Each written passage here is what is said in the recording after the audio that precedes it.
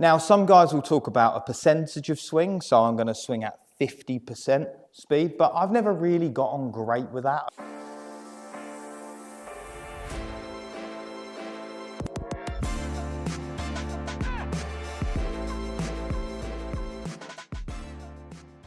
Hi everyone and welcome back to my channel.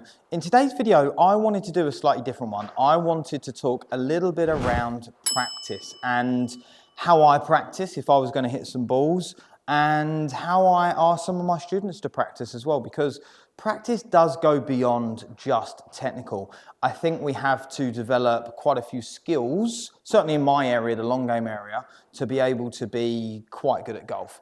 You have to develop a good distance control, you have to develop predictable curvature, you have to be able to change and develop your ability to launch the ball differently under different conditions, and then you're going to control the spin differently. So there are all these things to cover when you're practicing your long game. So all I'm going to do for you is I'm going to hit some balls and I'm going to talk you through my processes. So let's get into it.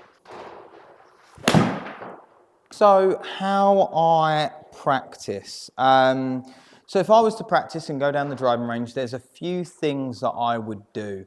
I would certainly divide my basket of balls up. That's just making numbers easy. Let's assume I've got 100 balls.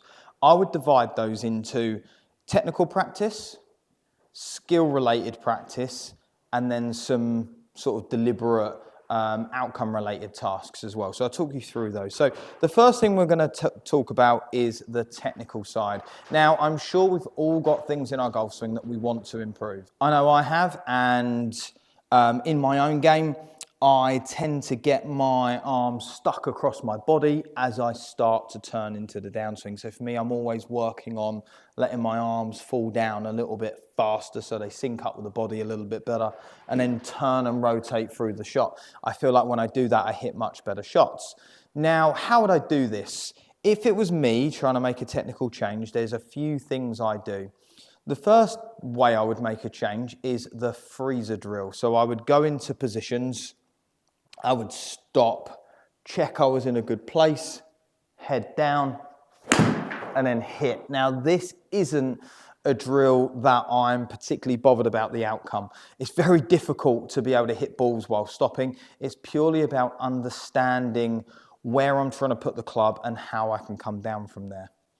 For me, I don't quite have a freezer drill like that as such, but if I went to the top of my swing, I would, as I said to you, I'm working on my own problems where I need my arms to come down perhaps a little bit faster, a little bit earlier. So I'd go to the top, let that happen a few times, and then hit one. Now, again, I'm not expecting fantastic contact, but I am trying solely to develop a feel. And I would do that a few times. So one more for you.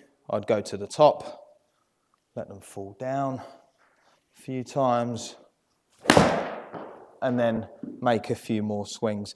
Now, I would video a lot of shots. I have a tripod, and I'll put that little tripod in my bag, take it to the range and just video to make sure I am working on the right things, because I've been down the range a few times, made some drills, and then realized they weren't even the right fills, and actually just grabbing a quick video to see where it is actually helped me go, okay, Jay, you need a lot more sort of deliberate movement there to make this change. And that just set me back on the right path. The next step to the freezer drill is, I call it the minute-long backswing. Now, some guys will talk about a percentage of swing, so I'm going to swing at 50% speed, but I've never really got on great with that. I never found I was able to gel with that. So I call this one the minute-long backswing. Now, it's not a minute, it's just my perception of what a minute-long backswing takes. So I would set myself up, and it is what it says on the tin. I'm going to try and take a minute to make this backswing, and then I'm going to hit the ball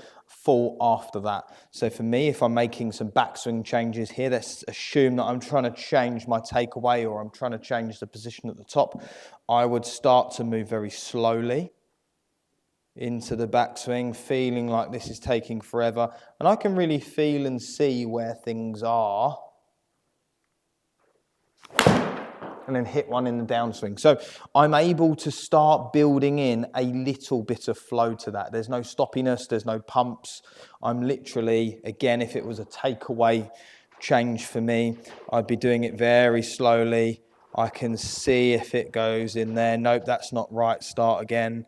And I can start to make that change. Can see where the club is, arms turning, and hit one. So again there, that was interesting because I hit it terribly. And again, it's not an outcome related task. It's purely to generate the correct feels.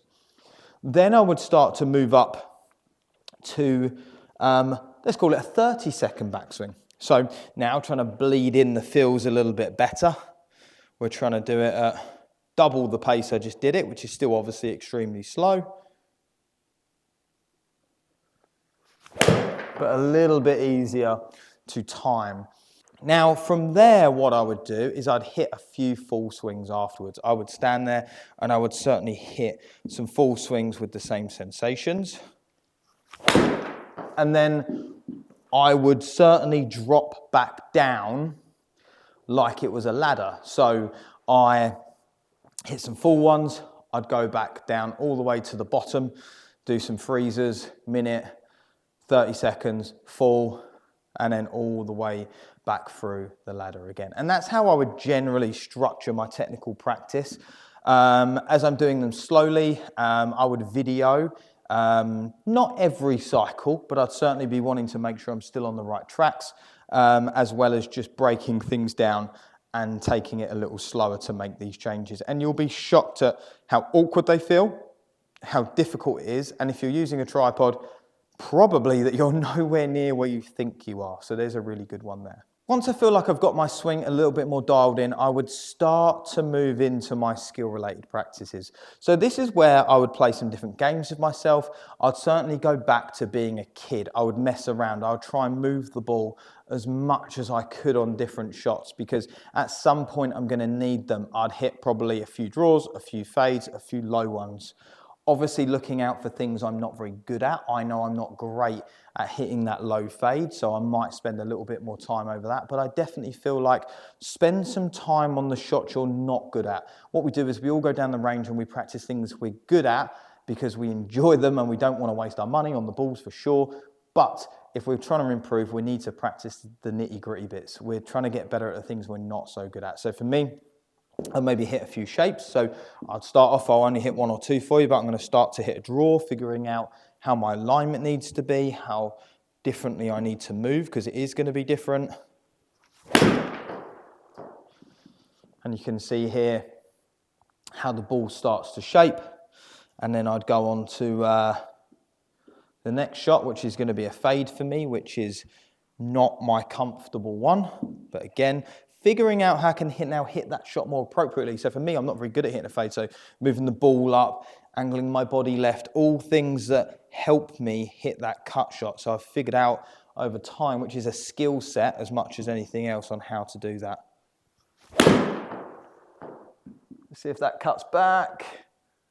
I did get it to move back. So for me, over time, I've certainly learned how to hit those shots. And I would go through and hit some high ones, low ones, and then bed in a little bit short game practice too. So lastly, in my practice into my third portion of the basket, I would start to play some games. I'd start to put myself under a little bit of pressure. So certainly if you're on the range and you've got some targets or some lampposts out there, let's just say driver, get your driver out and try and see how many out of 10 you get between those posts. Each week you can start to see progress. So for me, I've got a nice green in front of me here. I might hit some shots and see out of 10 balls, how many was I able to hit inside 15 feet.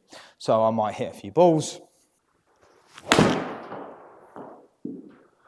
And then keep a little notepad of how many shots, that one didn't go in obviously, how many shots inside 15 feet or between lampposts I got in, and I can start to look at that. I'd also start to log where the misses were. Did I hit more to the right? Did I hit some more high ones? Did I hit low left ones as a bad shot? And I'd start to write those down, what was good and bad on that session as well. So just a short video there into how I break my practice down. There are a million ways to break your practice down. At the moment, I've broken my practice down into a more technical state because I'm trying to make some of my own changes. If you're doing speed training, you might want to change up how that looks as well. So why don't you all just drop me a comment below and let me know what you're working on. You might even have some fresh games for me to play too. So thanks again for watching. If you enjoyed the video, please give it the thumbs up. And if you could subscribe to my channel, it would really mean a lot. So thanks, and I'll see you soon.